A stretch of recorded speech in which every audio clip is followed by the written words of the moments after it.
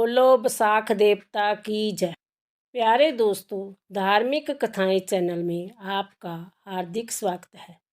आज मैं आपको सुनाने जा रही हूँ बैसाख मास में सुनी जाने वाली एक बुढ़िया और दो केलों की कहानी, जिसको सुनने मात्र से मोक्ष की प्राप्ति होती है।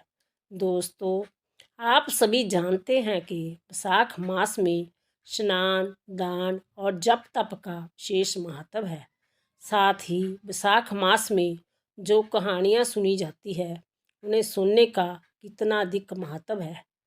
इन कहानियों को सुनने मात्र से हरि की कृपा बरसने लगती है।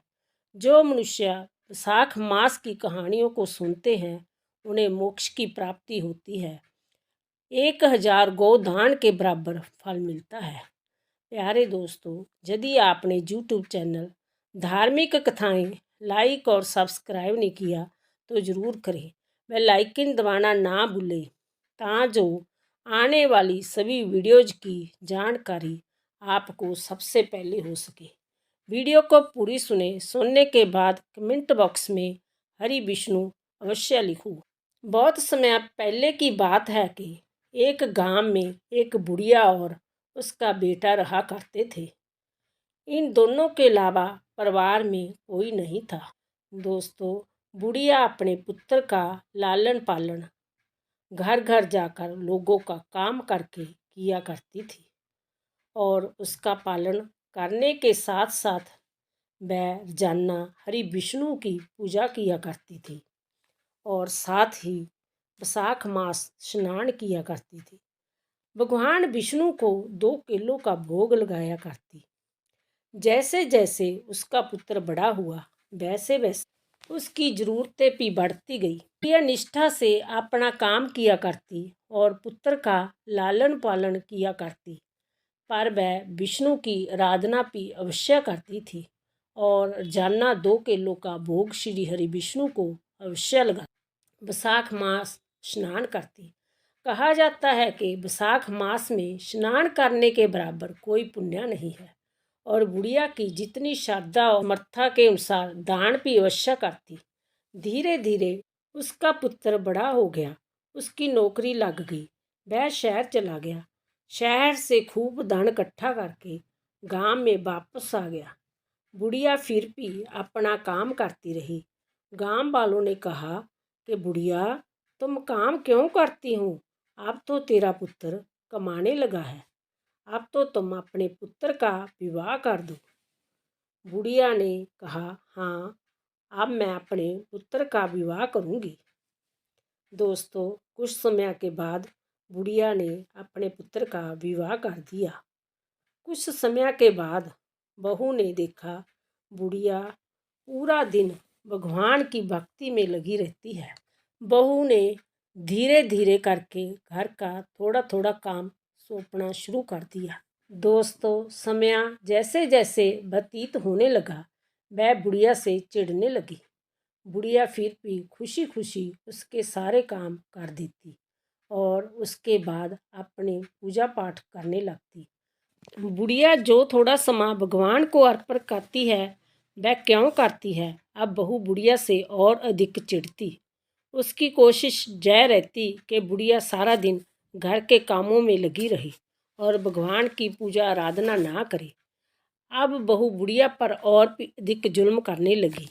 दोस्तों, बुढ़िया सारा दिन काम काज में व्यस्त रहती और पूजा पाठ ना कर पाती। धीरे धीरे उसकी बहू ने बुढ़िया को घर से बाहर निकाल दिया। बुढ़िया घर से निकलने के बाद अकेली पड़ गई और सोचने लगी कि अब मैं कहाँ जाऊँ। बहुत परेशान होकर चलने लगी। धीरे धीरे चलते चलते वह एक जंगल में पहुँच गई। दोस्तों, वहाँ जाकर भगवान विष्णु की पूजा करने लगी। उसके पास भोग लगाने के लिए 2 केले भी नहीं थे, पर अब भी उसने हार ना मानी। जप तप करती रही। उसके आसपास जो भी जानवर थे, वह भी कीर्तन करने लगे, अपने अपने स्वरों में कीर्तन करते। बुढ़िया की भक्ति देखकर वह भी उसके पास बैठ जाते और भगवान विष्णु का कीर्तन करने लगते। उसके पास केलों का भोग भी नहीं था। दोस्तों, भगवान को अब जल अर्पित करने लगी और हर रोज़ भगवान को कहती, मेरे पास आज केले का भोग नहीं है, आप जल को ग्रहण करो। अब मैं आपको जल अर्पित कर रही हूँ। जब मैं समर्थ हो जाऊँगी तब केले का भोग लगाऊँगी, मुझे माफ़ कीजिए। दोस्तों, जय सुनकर भगवान कहने लगे, साथ साथ बुढ़िया के समक्ष आ गए। भगवान ने साथ साथ दर्शन दिए। तब बुढ़िया भगवान विष्णु को अपने समक्ष देखकर हैरान हो गई और हाथ जोड़कर क्षमा मांगने लगी। भगवान, मैं आपके केलों का भोग लगवाने में असमर्थ हूँ, इसलिए मैं आपको जल का भोग ही लगवा पाती हूँ। तो दोस्तों, विष्णु भगवान कहते हैं, वैशाख मास में जो मनुष्य भी जल का दान करते हैं उससे बड़ा और कोई दान नहीं है। जल का भोग लगाना बहुत फलदायी होता है। उसी समय बुढ़िया भगवान विष्णु में समा गई, अर्थात बुढ़िया की मृत्यु हो गई और वह भगवान विष्णु में समा गई और बुढ़िया को मोक्ष की प्राप्ति हो गई। भगवान विष्णु अपने रथ में बैठाकर विष्णु लोक में ले गए। दोस्तों, 2 केलों के दान से बुढ़िया को मोक्ष की प्राप्ति होगी। कहा जाता है कि वैशाख मास में जो मनुष्य प्याऊ लगवाते हैं उनके देवता पितर ऋषि प्रसन्न हो जाते हैं। जो जल की इच्छा तो जल दान, पवन की इच्छा हो तो पंखे का दान विशाख मास में अवश्य करे। जो प्यासे को जल पिलाता है वह अश्वमेघ यज्ञों का फल प्राप्त करता है। जो धूप और पसीने से व्याकुल ब्राह्मण को पंखे से हवा करता है वह सब पापों से रहित हो गरुड़ के समान हो जाता है। जो थके हुए ब्राह्मण पर कपड़े से हवा करता है वह पापहीन होकर शुद्ध मुक्ति पाता है। जो शुद्ध हृदय से पंखे का दान करते हैं, जो ब्राह्मण को खंडाई का दान करते हैं, वह जमदूत को तिरस्कार करते हैं, वैकुंठ को जाते हैं।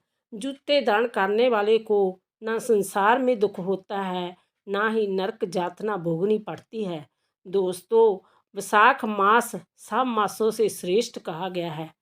जिस तरह विद्याओं में वेद विद्या, मंत्रों में प्रणव, वृक्षों में कल्पवृक्ष, गौओं में कामधेनु, नागों में शेष, पक्षियों में गरुड़, देवों में विष्णु, वर्णों में ब्राह्मण, प्रिय वस्तु में प्राण, नदियों में गंगा, तेज शिवों में सूर्य, शस्त्रों में चक्र, धातुओं में स्वर्ण, वैष्णवों में शिव, रत्नों में कौस्तुभमणि के समान है।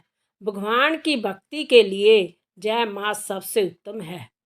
बोलो भगवान विष्णु जी की जय, बोलो लक्ष्मी माता की जय।